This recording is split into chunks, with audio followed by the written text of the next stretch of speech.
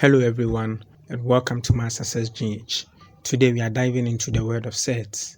Whether you are preparing for exams or just curious about math, this video will guide you step by step through understanding sets, simplifying them, and even rationalizing denominators.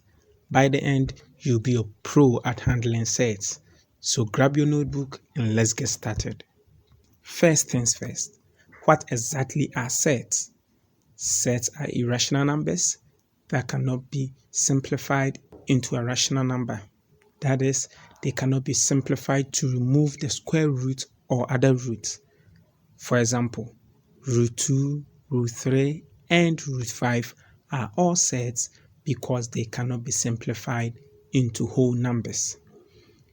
Sets are very important in maths because they allow us to work with exact values, especially in geometry and algebra.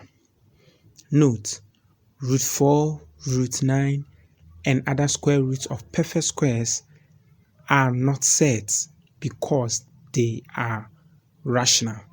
They simplify into whole numbers. We will meet perfect squares later. Now that we know what sets are, let's explore some of their key properties. Sets follow certain mathematical properties that help us simplify and manipulate them. Here are three key rules to remember. The first one is the multiplication rule. Root A times root B equal to root of A times B. An example of this is root 7 times root 5 equal to root of 7 times 5, which gives us root 35. The second property is the division rule. Root A over root B equals to root of A over B. Example, root 50 divided by root 20 gives us root of 50 divided by 20. Now 50 divided by 20 gives us 25, and the square root of 25 is 5. The third property of set has to do with squaring sets. Square of root A equal to A. An example of this is square of root 3. Now square of root 3 is root 3 times root 3, which from our first property we learned equal to root of 3 times 3, which is root 9, and square root of 9 is 3. Let's take a look at perfect squares, which are very helpful when simplifying sets. A perfect square is any integer that is the square of another integer. Here are some common examples. The square of 1 gives us 1. The square of 2 gives us 4. The square of 3 gives us 9. The square of 4 gives us 16. And as such, 1, 4, 9, 16, 25 are examples of perfect squares. Recognizing perfect squares makes it easier to simplify sets. For example, if we see root 16, we immediately know it simplifies to 4 because 16 is a perfect square. Now let's apply this knowledge to simplifying sets. When simplifying sets, the goal is to break the number under the square root into factors and identify the perfect squares. Let's try an example. Let's simplify root 50. Now root 50, we factorize 50 as 25 times 2. Then we break them into root 25 times root 2. Now since 25 is a perfect square, we can simplify root 50 as 5 root 2.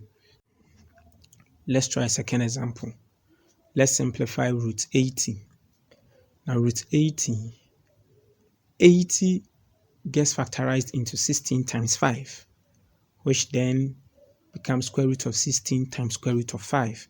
Now the square root of 16 is 4, so our final answer is 4 root 5. Let's move on to rationalizing the denominator. To rationalize the denominator means to remove sets from the denominator of a fraction. In maths, we prefer not to leave sets in the denominator of fractions. Now to do this, all you have to do is to multiply the numerator and the denominator of the fraction by the set in the bottom. So, for example, 1 over root 2. To rationalize this, you multiply, since root 2 is in the denominator, you multiply the top and the bottom of the fraction by root 2. Then 1 times root 2 gives us root 2. And root 2 times root 2, which is our third property we learned, becomes 2. If we remember our third property, square root of a equals to a. Root 2 times root 2 gives us root 2 square, which simplifies to 2, which is how you got that 2 down there. Let's move on to our second example. Let's rationalize 3 over 2 root 7. So to rationalize this, since the third part in the denominator is 3 root 7, we multiply the numerator and the denominator of that fraction by root 7. So 3 times root 7 gives us 3 root 7.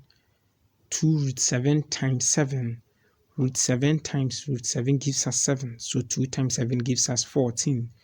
And as such, you are left with 3 root 7 over 14. Before we move on to more complex examples of rationalizing the denominator, let's talk about conjugate of a surd.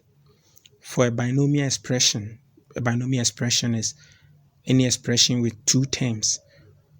So a binomial expression of the form a plus root b, its conjugate is a minus root b. Similarly, if the expression is a minus root b, its conjugate is a plus root b. So, for example, the conjugate of 3 plus root 7 is 3 minus root 7, and 2 root 11 minus 8 is the conjugate of 2 root 11 plus 8, and vice versa. Let's use the idea from conjugate of a surd to help us rationalize more complex examples. So let's rationalize the denominator of 2 over 3 minus root 7. How are we going to do this? Well, you are going to multiply the conjugate of 3 minus root 7 to both the top and the bottom of the fraction. And so we are going to get 2 over 3 minus root 7 times, then we are going to multiply 3 plus root 7 over 3 plus root 7. Get it? 3 plus root 7 is the conjugate of 3 minus root 7. This gives us 2 into bracket 3 plus root 7 all over 3 minus root 7 times 3 plus root 7. Now, 3 minus root 7 times 3 plus root 7, this is difference of two squares, where a minus b times a plus b gives us a square minus b square. Now this simplifies to 6 plus 2 root 7 all over 3 square gives us 9. Root 7 square gives us 7. Then we get 6 plus 2 root 7 all over 2. Then which simplifies further into 6 over 2 plus 2 root 7 over 2. Then our final answer is 3 plus root 7. Now, it's time for you to test your skills on what you've learned so far. Why don't you try these questions? Number 1, simplify root 45, and let's rationalize the denominators of the following: 2 over root 5 and 5 over 1 minus root 2. Pause the video, solve these questions, write your answers in the comment below.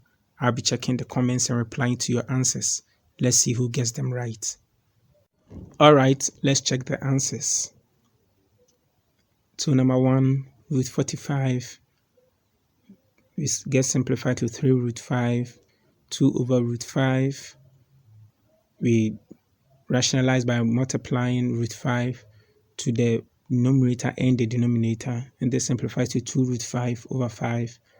Then the number 3, 5 over 1 minus root 2. We multiply by the conjugate of 1 minus root 2, which is 1 plus root 2.